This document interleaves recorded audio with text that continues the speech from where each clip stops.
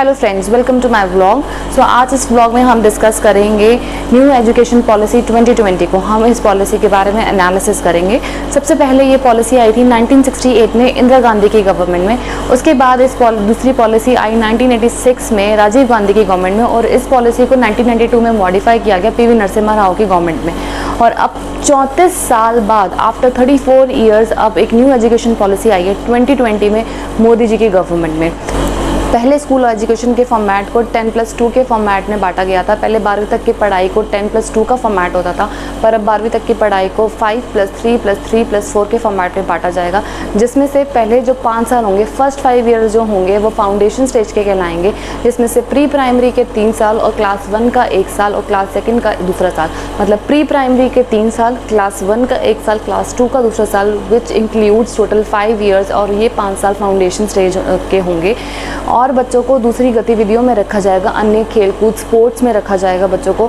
और basically purpose ये होगा कि कुछ दिन जो हैं वो बैगलेस डेज हों, बच्चों के लिए किताबों का बोझ कम किया जाएगा। और अब जो बच्चों का जो एडमिशन होगा, जो बच्चे अब स्कूल में एडमिट होंगे वो बहुत किस्मत वाले होंगे, क्योंकि ये एक न्यू एजुकेशन पॉलिसी जो है एक बहुत बड़ा चेंज लेके आ रही है। और बस इसका जो है इम्प्लीमेंटेशन सही तरीके से होना चाहिए। इसके अलावा 3rd क्लास से 5th क्लास तक के बच्चों को फ्यूचर के लिए तैयार किया जाएगा। Students will be introduce to science, social science, arts, maths और and the other related subjects. इसका मतलब ये है, अगर किसी बच्चे को पेंटिंग का शौक़ है तो वो पेंटर के पास जाके इनफॉर्मल इंटर्नशिप कर सकता है। अगर किसी बच्चे को कोडिंग में इंटरेस्ट है तो वो किसी सॉफ्टवेयर डेवलपर के पास जाके इनफॉर्मल इंटर्नशिप कर सकता है।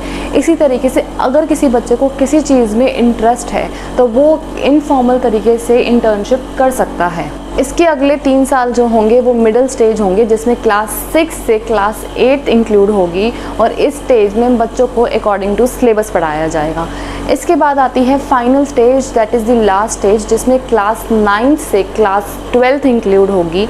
और ये जो स्टेज होगी वो 4 साल की होगी, जिसमें बच्चों को किसी भी टॉपिक या विषय के ऊपर एक गहरी समझ पैदा की जाएगी, उन्हें फ्यूचर के लिए तैयार किया जाएगा, उन्हें बड़े लक्ष्य लेने के लिए निर्धारित किया जाएगा। सबसे इम्पॉर्टेंट बात है इस स्टेज में कि इसमें कोई स्ट्रीम का सिस्टम नहीं होगा। मान लीजिए अगर कोई बच्चा साइंस स्ट्रीम का है और वो उसे अगर आर्ट स्ट्रीम या ह्यूमैनिटीज़ के बारे में अगर उसको इंटरेस्ट है तो वो उसके साथ पढ़ सकता है। सिमिलरली अगर कोई बच्चा कॉमर्स स्टूडेंट का है, अगर उसको कॉमर्स के साथ उसे अगर ह्यूमैनिटीज़ पढ़ना है, अगर उसे आर्ट्स में इंटरेस्ट है तो वो ऐसा कर सकता है। अब तक जो सिस्टम फॉलो हो रहा था उसमें ये था कि 3 स्ट्रीम थी, कॉमर्स, आर्ट्स और साइंस। तो बच्चों को अकॉर्डिंग टू इस स्ट्रीम के अकॉर्डिंग पढ़ना पड़ता था। मान लीजिए कि अगर कॉमर्स स्ट्रीम ली है तो मैं ह्यूमैनिटीज़ नहीं पढ़ सकती थी, अगर मैंने आर्ट्स ह्यूमैनिटीज़ ली है तो मैं साइंस नहीं पढ़ सकती थी, और अगर मैंने ह्यूमैनिटीज़ ली है तो मैं कॉमर्स या साइंस नहीं पढ़ सकती थी। और ये रूल अब तक फॉलो किया जा रहा था। पर इस न्यू एजुकेशन पॉलिसी 2020 के दौरान जब ये इंट्रोड्यूस हो गई है, तो अगर कोई बच्चा ऐसा करना चाहता है, किसी स्ट्रीम के साथ दूसरा सब्जेक्ट पढ़ना चाहता है, तो वो ऐसा कर सकता है। और एक जो इस पॉलिसी में इम्पॉर्टेंट चेंज आया है, इम्पॉर्टेंट पॉइंट इंट्रोड्यूस किया गया है, वो है लैंग्वेज बैरियर। इसमें अगर किसी बच्चे को अगर किसी अपनी रीजनल लैंग्वेज में पढ़ाई करनी है, that is up to the class 5th तक अपनी रीजनल लैंग्वेज में पढ़ाई करने की परमिशन दे दी गई है।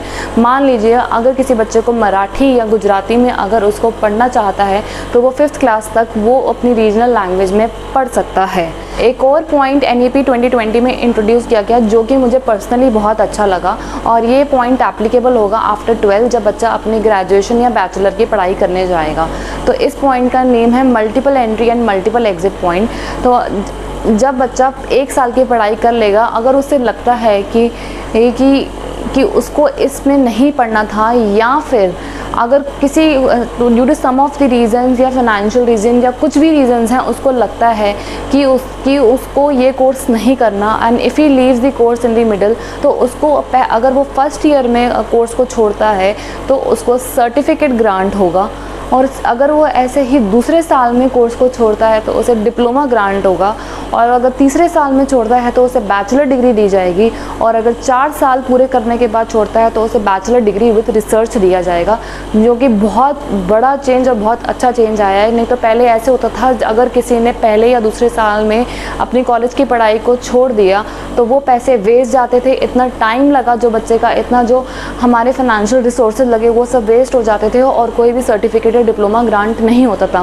पर अब ऐसा नहीं होगा। So the other thing which has introduced into the NEP 2020 is single regulator. So अब जो सारे कॉलेजेस होंगे वो एक सिंगल रेगुलेटर के अंडर आएंगे, that is the Higher education commission of India.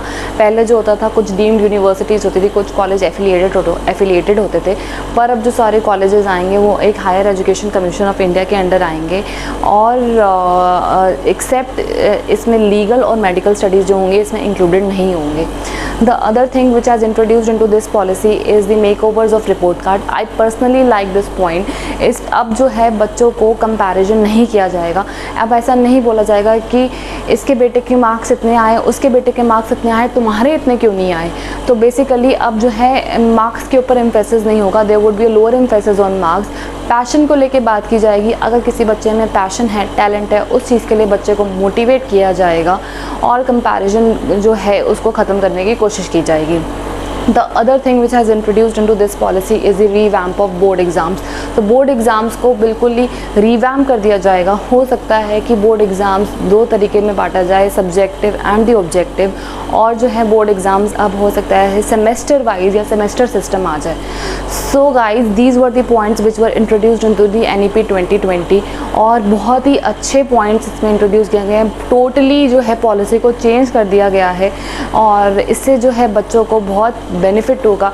जो अब जो नए बच्चे हैं जो प्री प्राइमरी में जो एडमिशन लेंगे, नर्सरी से जो एडमिशन लेंगे, उनके लिए जो अब आने वाले साल होंगे that would be the more beneficial. And if I get any more updates on this NEP 2020 I will share with you. And if you are watching my channel so guys please like, share and subscribe. ये जो information है अपने friends और सबके साथ share कीजिए ताकि ये इन्फॉर्मेशन सबको मिले, और प्लीज़ सब्सक्राइब करना मत भूलना। Thank you.